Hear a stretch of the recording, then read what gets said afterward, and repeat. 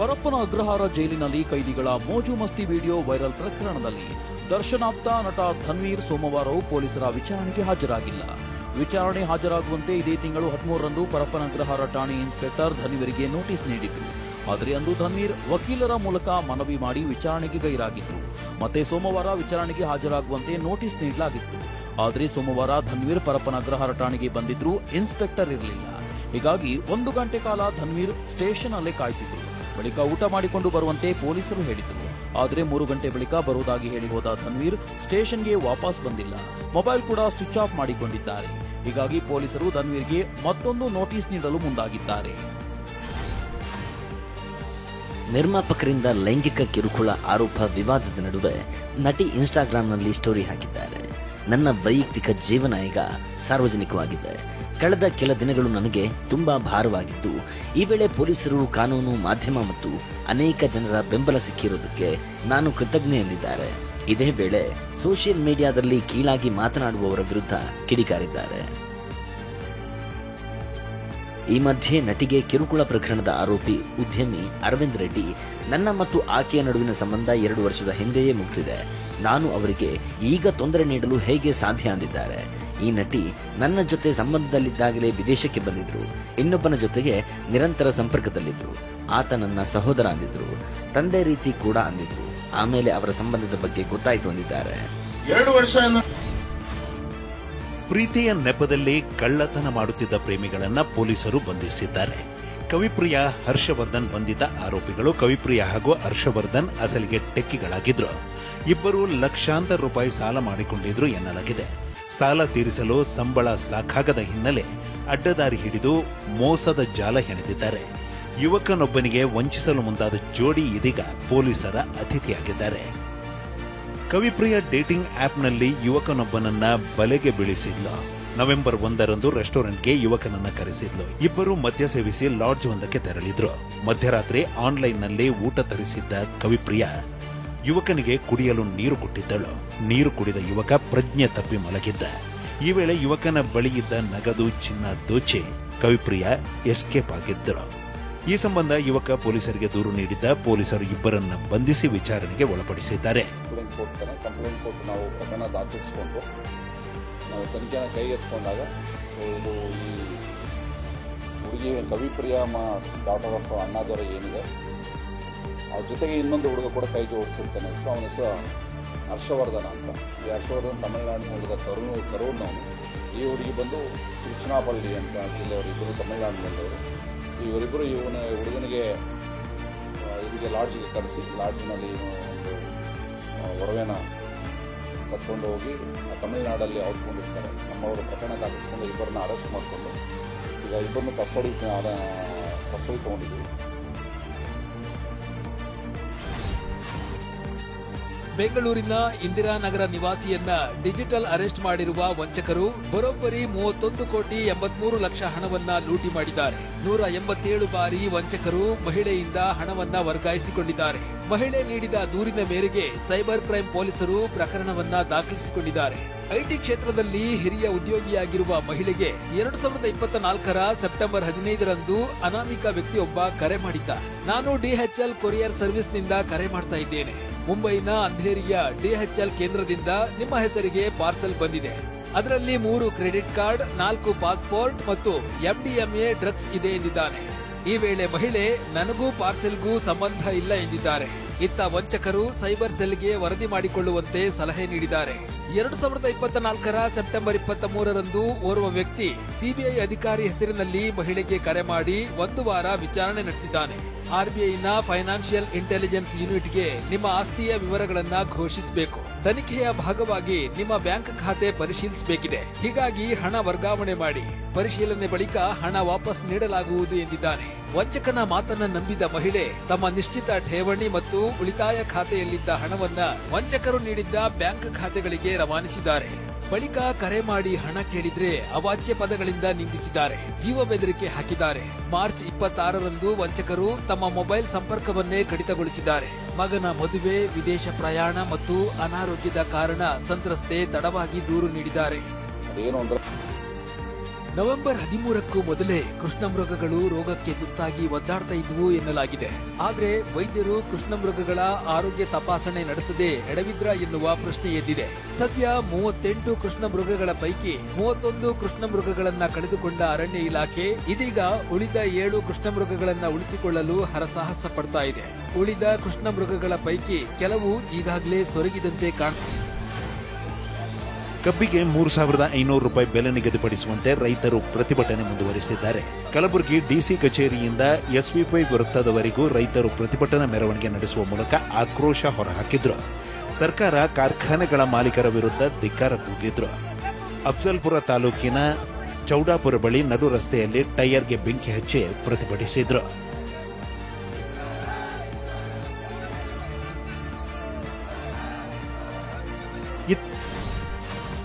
CM Siddaramaiah AICC ಅಧ್ಯಕ್ಷ ಮಲ್ಲಿಕಾರ್ಜುನ ಖರ್ಗೆ ಅವರನ್ನ ಭೇಟಿಯಾಗಿದ್ದಾರೆ. ಖರ್ಗೆ ಭೇಟಿಗೂ ಮುನ್ನ ಸಿಎಂ ಸಿದ್ದರಾಮಯ್ಯ ಡಿಸಿಎಂ ಡಿಕೆ ಶಿವಕುಮಾರ್ ಜೊತೆ ಕುಳಿತು ಊಟ ಮಾಡಿದ್ದಾರೆ.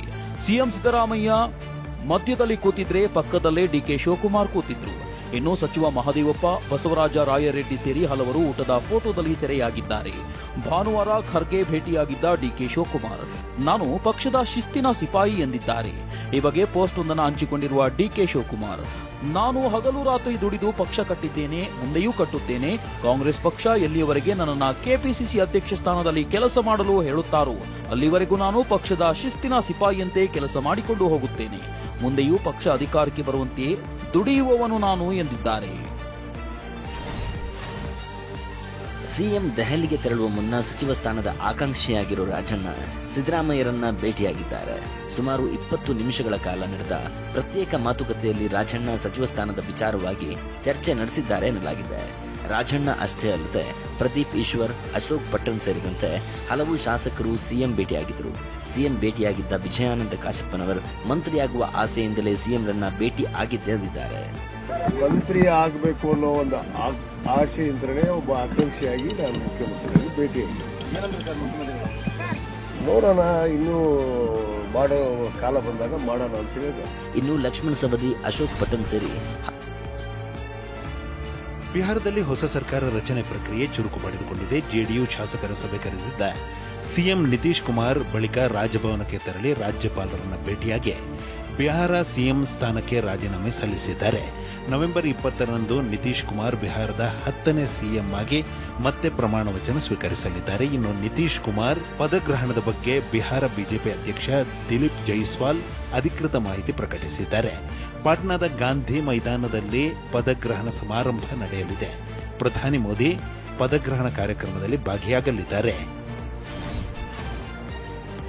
ಚುನಾವಣಾ ಆಯೋಗ ಕೇರಳದಲ್ಲಿ ಮತಪಟ್ಟಿಯ ವಿಶೇಷ ಪರಿಷ್ಕರಣೆ ನಡೆಸುತ್ತಿದೆ. ಈ ಮಧ್ಯೆ ಅನೀಶ್ ಜೋರ್ ಹೆಸರಿನ ಓರ್ವ ಬೂತ್ ಮಟ್ಟದ ಅಧಿಕಾರಿ ಆತ್ಮಹತ್ಯೆಗೆ ಶರಣಾಗಿದ್ದಾನೆ. ಮತಪಟ್ಟಿಯ ವಿಶೇಷ ಪರಿಷ್ಕರಣೆ ಪ್ರಕ್ರಿಯೆಯ ಒತ್ತಡದಿಂದ ಜಾರ್ಜ್ ಆತ್ಮಹತ್ಯೆಗೆ ಶರಣಾಗಿದ್ದಾನೆ ಅಂತ ಕುಟುಂಬದವರು ಆರೋಪಿಸಿದ್ದಾರೆ. ಜಾರ್ಜ್ ಆತ್ಮಹತ್ಯೆ ಬೆನ್ನಲ್ಲೇ ಬೂತ್ ಮಟ್ಟದ ಅಧಿಕಾರಿಗಳು ಕೇರಳದಲ್ಲಿ ಎಸ್ಐಆರ್ ಪ್ರಕ್ರಿಯೆ ಮುಂದೂಡುವಂತೆ ಪ್ರತಿಭಟನೆ ನಡೆಸಿದ್ದಾರೆ. ಅಲ್ಲದೆ ಎಸ್ಐಆರ್ ಪ್ರಕ್ರಿಯೆಯನ್ನ ಬಾಯ್ಕಾಟ್ ಮಾಡುವುದಾಗಿ ಬಿಎಲ್ಒಗಳು ಘೋಷಿಸಿದ್ದಾರೆ. ಇನ್ನು ನಾವು ಎಸ್ಐಆರ್ ಪ್ರಕ್ರಿಯೆಯನ್ನು ನಡೆಸುವುದೇ ಬೇಡ ಅಂತ ಹೇಳ್ತಿಲ್ಲ, ಬದಲಿಗೆ ಸಮಯ ನೀಡಿ ಅಂತ ಮನವಿ ಮಾಡಿದ್ದಾರೆ.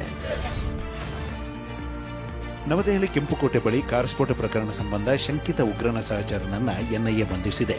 ಶಂಕಿತ ಉಗ್ರ ಉಮರ್ ಸಹಚರ ಜಾಸಿರ್ ಬಿಲಾಲ್ ವಾನಿಯನ್ನ ಬಂಧಿಸಿರುವ ಎನ್ಐಎ ವಿಚಾರಣೆ ನಡೆಸುತ್ತಿದೆ. ಇನ್ನು ಆರೋಪಿ ಅಮೀರ್ನನ್ನ 10 ದಿನ ಎನ್ಐಎ ವಶಕ್ಕೆ ನೀಡಿ ಪಾಟಿಯಾಲ ಹೌಸ್ ಕೋರ್ಟ್ ಆದೇಶಿಸಿದೆ. ಇನ್ನು ಎನ್ಐಎ ಈ ಹಿಂದೆ ವಶ ಪಡೆದಿದ್ದ 3 ವೈದ್ಯರು ಸೇರಿದಂತೆ 4ರನ್ನ ಬಿಡುಗಡೆ ಮಾಡಲಾಗಿದೆ. ತನಿಖೆ ವೇಳೆ ವಶಕ್ಕೆ ಪಡೆದ ವೈದ್ಯರಿಗೂ ಆರೋಪಿ ಡಾಕ್ಟರ್ ಉಮರ್ ಉನ್ ನಬಿಗೂ ಯಾವುದೇ ಸಂಪರ್ಕ ಇರುವ ಬಗ್ಗೆ ಸುಳಿವು ಸಿಗದ ಹಿನ್ನೆಲೆ 4ರನ್ನ ಬಿಡುಗಡೆ ಮಾಡಲಾಗಿದೆ.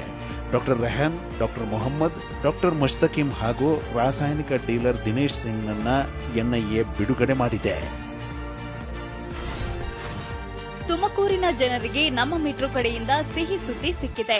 ಬೆಂಗಳೂರಿನಿಂದ ತುಮಕೂರಿಗೆ ಮೆಟ್ರೋ ರೈಲು ಸೇವೆ ವಿಸ್ತರಿಸಲು ನಮ್ಮ ಮೆಟ್ರೋ ಮುಂದಾಗಿದೆ. ಇದೇ ಮೊದಲ ಬಾರಿಗೆ ನಮ್ಮ ಮೆಟ್ರೋ ಅಂತರ್ಜಿಲ್ಲೆ ಸಂಚಾರಕ್ಕೆ ಯೋಜನೆಯನ್ನ ರೂಪಿಸಲಾಗಿದೆ. 59.6 ಕಿಲೋಮೀಟರ್ ಮೆಟ್ರೋ ವಿಸ್ತರಣೆಗಾಗಿ ಡಿಪಿಆರ್ ಸಿದ್ಧಪಡಿಸಲು ಬಿಎಂಆರ್ಸಿಎಲ್ ಬಿಡ್ ಕರೆದಿದೆ. ಬೆಂಗಳೂರಿನ ಮಾದವರದಿಂದ ತುಮಕೂರುವರೆಗಿನ ಹಸಿರು ಮಾರ್ಗದ 59.60 ಕಿಲೋಮೀಟರ್ ಯೋಜನೆ ಇದಾಗಿದೆ. ನೆಲಮಂಗಲ, ದಾಬಾಸ್ಪೇಟೆ, ಕ್ಯಾತಸಂದ್ರ ಮೂಲಕ ಹೊಸ ಕಾರಿಡಾರ್ ಹಾದು ಹೋಗಲಿದ್ದು ನವೆಂಬರ್ 21, 2025ರಂದು ಈ ಯೋಜನೆಯ ಟೆಂಡರ್ ತೆರೆಯುವ ಸಾಧ್ಯತೆ ಇದೆ. ಸಾರ್ವಜನಿಕ ಖಾಸಗಿ ಸಹಭಾಗಿತ್ವ ಮಾದರಿಯಲ್ಲಿ ಯೋಜನೆ ನಡೆಯಲಿದೆ. ಯೋಜನೆಯ ಮೊದಲ ಹಂತಕ್ಕೆ 20,649 ಕೋಟಿ ವೆಚ್ಚವಾಗುವ ನಿರೀಕ್ಷೆ ಇದೆ.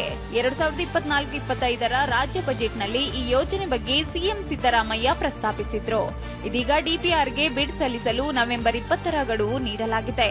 ಡಿಪಿಆರ್ ತಯಾರಿಕೆಗೆ 5 ತಿಂಗಳ ಕಾಲಾವಕಾಶ ನಿಗದಿಯಾಗಿದೆ. ಇನ್ನು ಈ ಬಿಡ್ನಲ್ಲಿ ಭಾಗವಹಿಸುವ ಕಂಪನಿಗಳು 4.5 ಲಕ್ಷ ಠೇವಣಿ ಇಡಬೇಕು ಅಂತ ತಿಳಿಸಲಾಗಿದೆ. ಬೆಂಗಳೂರು ಟು ತುಮಕೂರು ಮೆಟ್ರೋ ವಿಸ್ತರಣೆ ಬಗ್ಗೆ ಸಂಸದ ತೇಜಸ್ವಿ ಸೂರ್ಯ ವಿರೋಧ ವ್ಯಕ್ತಪಡಿಸಿದ್ದಾರೆ. ಈ ಸರ್ಕಾರಕ್ಕೆ ಯಾವ ಕೆಲಸ ಎಲ್ಲಿಗೆ ಮಾಡಬೇಕು ಅನ್ನೋದೇ ಗೊತ್ತಿಲ್ಲ. ಸರ್ಕಾರಕ್ಕೆ ತಲೆ ಕಿತ್ತು ಹೋಗಿದೆ ಅನ್ನೋದಕ್ಕೆ ಇದೇ ಉದಾಹರಣೆ. ರಿಯಲ್ ಎಸ್ಟೇಟ್ ಲಾಬಿಗಳಿಗೆ ಸಹಾಯವಾಗುವ ರೀತಿ ಯೋಜನೆಯಂತ ಸಂಸದ ವಾಗ್ದಾಳಿ ನಡೆಸಿದ್ದಾರೆ. ಮತ್ತೊಂದೆಡೆ ತುಮಕೂರಿಗೆ ಮೆಟ್ರೋ ರೈಲು ಸೇವೆ ಮೂಲಕ ಬೆಂಗಳೂರಿನ ಟ್ರಾಫಿಕ್ ಸಮಸ್ಯೆ ಕಡಿಮೆ ಮಾಡಲು ನಿರ್ಧರಿಸಲಾಗಿದೆ. ಇದರಲ್ಲಿ ನಾವು ರಾಜಕೀಯ ಮಾಡಬಾರದು. ರಿಯಲ್ ಎಸ್ಟೇಟ್ಗೂ ಮೆಟ್ರೋಗೂ ಸಂಬಂಧವಿಲ್ಲ ಅಂತ ಸಚಿವ ರಾಮಲಿಂಗಾರೆಡ್ಡಿ ಹೇಳಿದ್ದಾರೆ. ಸರ್, ಈ ಸರ್ಕಾರಕ್ಕೆ ಯಾವ ಕೆಲಸ ಎಲ್ಲಿಗೆ ಮಾಡಬೇಕು, ಹೇಗೆ ಮಾಡಬೇಕು ಅನ್ನೋದ್ರ ಬಗ್ಗೆ ಸಂಪೂರ್ಣವಾಗಿ ತಲೆ ಕೆಟ್ಟೋಗಿದೆ ಅನ್ನೋದಕ್ಕೆ ಇದೇ ಉದಾಹರಣೆ. ರಿಯಲ್ ಎಸ್ಟೇಟ್ ಲಾಬಿಗಳಿಗೆ ಸಹಾಯ ಆಗಬೇಕು ಅನ್ನೋ ರೀತಿಯಲ್ಲಿ ನಾವು ಯೋಜನೆ ಮಾಡ್ತೀವಿ ಅಂತ ಹೊರಟ್ರೆ ಇದೇ ರೀತಿಯ ಐಡಿಯಾಗಳು ಬರೋದು. ಟ್ರಾಫಿಕ್ ಕಂಜೆಷನ್ ಕಡಿಮೆ ಆಗಬೇಕಲ್ವಾ? ಟ್ರಾಫಿಕ್ ಕಂಜೆಷನ್ ಕಡಿಮೆ ಆಗಬೇಕಾದ್ರೆ ಎಲ್ಲ ಕಡೆ ಮೆಟ್ರೋ ಹೋಗಬೇಕು. ಆಮೇಲೆ ಬೆಂಗಳೂರು ನಗರದಲ್ಲೂ ಅಷ್ಟೇ ಏನಿದೆ ಈ ಮೆಟ್ರೋ ಜಾಲ ಇದರ 4ರಷ್ಟು ಆಗಬೇಕು. ಆದಾಗ ಮಾತ್ರ ಟ್ರಾಫಿಕ್ ಕಡಿಮೆ ಆಗುತ್ತೆ. ನಾವು ಇದರಲ್ಲೆಲ್ಲ ರಾಜಕೀಯ ಮಾಡೋಕ್ಕೆ ಹೋಗಬಾರ್ದು ಅಲ್ವಾ? ಆಮೇಲೆ ಈ ರಿಯಲ್ ಎಸ್ಟೇಟ್ ಇದೆಯಲ್ಲ, ಇದು ಮೆಟ್ರೋಗೂ ಇದಕ್ಕೇನು ಸಂಬಂಧ ಇಲ್ಲ. ಅಯ್ಯೋ, ಬೆಳೀತಾನೆ ಇರುತ್ತೆ. ರಾಜ್ಯ ಸರ್ಕಾರ 25,000ಕ್ಕೂ ಹೆಚ್ಚು ಶಾಲೆಗಳನ್ನ ಮುಚ್ಚಲು ಮುಂದಾಗಿದೆ ಎನ್ನಲಾಗಿದೆ. ಈ ನಡೆ ಖಂಡಿಸಿ ಎಐಡಿಎಸ್ಒ ವಿದ್ಯಾರ್ಥಿ ಸಂಘಟನೆ ಬೆಂಗಳೂರಿನ ಫ್ರೀಡಂ ಪಾರ್ಕ್ನಲ್ಲಿ ಪ್ರತಿಭಟನೆ ನಡೆಸಿದೆ. ಪಬ್ಲಿಕ್ ಶಾಲೆಗಳ ಹೆಸರಿನಲ್ಲಿ ಸರ್ಕಾರಿ ಶಾಲೆಗಳು ಮುಚ್ಚುತ್ತಿದ್ದಾರೆಂದು ಪ್ರತಿಭಟನಾಕಾರರು ಕಿಡಿಕಾರಿದ್ದಾರೆ. 5 ಕಿಲೋಮೀಟರ್ ವ್ಯಾಪ್ತಿಯ ಸರ್ಕಾರಿ ಶಾಲೆಗಳಿಗೆ ಬೀಗ ಹಾಕಲು ಪ್ಲಾನ್ ಮಾಡಲಾಗಿದೆ ಅಂತ ಆರೋಪಿಸಲಾಗಿದೆ. ನೆಲಮಂಗಲದಲ್ಲಿ ನಿವೃತ್ತ ಡಿವೈಎಸ್ಪಿ ಮಗಳಿಗೂ ವರದಕ್ಷಿಣೆ ಕಿರುಕುಳದ ಬೆಸಿ ತಟ್ಟಿದೆ. ನೆಲಮಂಗಲ ತಾಲೂಕಿನ ತಿಮ್ಮಪ್ಪನಪಾಳ್ಯದ ನಿವಾಸಿ ನಿವೃತ್ತ ಡಿವೈಎಸ್ಪಿ ಗೋವಿಂದರಾಜು ಮಗಳ ಮದುವೆಯನ್ನ ಅದ್ದೂರಿಯಾಗಿ ಮಾಡಿದ್ರು. 2023ರಲ್ಲಿ ಚಿನ್ನ, ಕೆಜಿಗಟ್ಟಲೆ ಬೆಳ್ಳಿ, ಲಕ್ಷಾಂತರ ರೂಪಾಯಿ ಹಣ ಖರ್ಚು ಮಾಡಿ ಜೋರಾಗಿ ಮದುವೆ ಮಾಡಿಕೊಟ್ಟಿದ್ರು. ಆದ್ರೆ ಮಗಳು ಅನಿತಾಗೆ ಮದುವೆಯಾದ 15 ದಿನದಿಂದಲೇ ಕಿರುಕುಳ ಆರಂಭವಾಗಿದೆ ಅಂತ ಆರೋಪಿಸಲಾಗಿದೆ. ಈ ಸಂಬಂಧ ಪತಿ ಗೋವರ್ಧನ್ ಹಾಗೂ ತಂದೆ ನಾಗರಾಜು ಮತ್ತು ಕುಟುಂಬದವರ ವಿರುದ್ಧ ದೂರು ದಾಖಲಿಸಲಾಗಿದೆ. Live in ರಿಲೇಶನ್ಶಿಪ್ನಲ್ಲಿದ್ದ ಪ್ರಿಯಕರನನ್ನ ಮಹಿಳೆಯೇ ಕೊಂದಿದ್ದಾಳೆ. ವಿಜಯಪುರ ನಗರದ ಅಮನ್ ಕಾಲೋನಿಯ ಮನೆಯಲ್ಲಿ 26 ವರ್ಷದ ಸಮೀರ್ ಅಲಿಯಾಸ್ ಪಿಕೆ ಇನಾಂದಾರ್ನ ಕತ್ತು ಹಿಸುಕಿ ಕೊಂದಿದ್ದಾಳೆ. ಅಸ್ಲಂ ಭಗವಾನ್ ಎಂಬಾತನ ಸಹಾಯ ಪಡೆದು ಆರೋಪಿ ತಯ್ಯಬ ಕೊಂದಿದ್ದಾಳೆ ಎನ್ನಲಾಗಿದೆ. ಸಮೀರ್ ನೀಡುತ್ತಿದ್ದ ಕಿರುಕುಳದಿಂದ ಬೇಸತ್ತು ಕೊಲೆ ಮಾಡಿದ್ದಾಗಿ ಮೂಲಗಳು ತಿಳಿಸಿವೆ. ಬೆಂಗಳೂರು ಹೊರವಲಯದ ಆನೇಕಲ್ ಪಟ್ಟಣದಲ್ಲಿ ಪ್ರೇಮಿಗಳ ಜೋಡಿ ಅಂಬೇಡ್ಕರ್ ಪ್ರತಿಮೆ ಮುಂದೆ ಮದುವೆಯಾಗಿದೆ. ಸಂವಿಧಾನ ಪೀಠಿಕೆ ಓದುವ ಮೂಲಕ ಜೋಡಿ ದಾಂಪತ್ಯ ಜೀವನಕ್ಕೆ ಕಾಲಿಟ್ಟಿದೆ. 4 ವರ್ಷದಿಂದ ಪ್ರೀತಿಸ್ತಾ ಇರುವ ಬಲಗಾರನಹಳ್ಳಿಯ ನಿವಾಸಿ ಪವನ್ ಮತ್ತು ದೊಡ್ಡಬಳ್ಳಾಪುರ ನಿವಾಸಿ ವಂದನಾ ಅಂತರ್ಜಾತಿಯವರಾಗಿರುವುದರಿಂದ ಪೋಷಕರು ವಿರೋಧಿಸಿದ್ದಾರೆ. ಹೀಗಾಗಿ ಸಬ್ ರಿಜಿಸ್ಟರ್ ಕಚೇರಿಯಲ್ಲಿ ರಿಜಿಸ್ಟರ್ ಮದುವೆಯಾದ ಜೋಡಿ ಬಳಿಕ ದಲಿತ ಮುಖಂಡರ ಸಮ್ಮುಖದಲ್ಲೇ ಅಂಬೇಡ್ಕರ್ ಪ್ರತಿಮೆ ಮುಂದೆ ವಿವಾಹವಾಗಿದ್ದಾರೆ.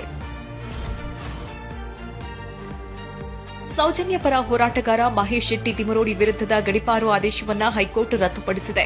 ನ್ಯಾಯಾಧೀಶ ಸೂರಜ್ ಗೋವಿಂದರಾಜ್ ಅವರಿದ್ದ ಹೈಕೋರ್ಟ್ ಪೀಠ ಈ ಆದೇಶ ನೀಡಿದೆ. ಹೊಸದಾಗಿ ವಿಚಾರಣೆ ನಡೆಸಿ 15 ದಿನಗಳಲ್ಲಿ ಸೂಕ್ತ ಕಾರಣ, ಸೆಕ್ಷನ್ಸ್ಗಳೊಂದಿಗೆ ಹೊಸ ಆದೇಶ ಹೊರಡಿಸಲು ಪುತ್ತೂರು ಉಪವಿಭಾಗಾಧಿಕಾರಿಗೆ ಹೈಕೋರ್ಟ್ ಸೂಚನೆ ಕೊಟ್ಟಿದೆ.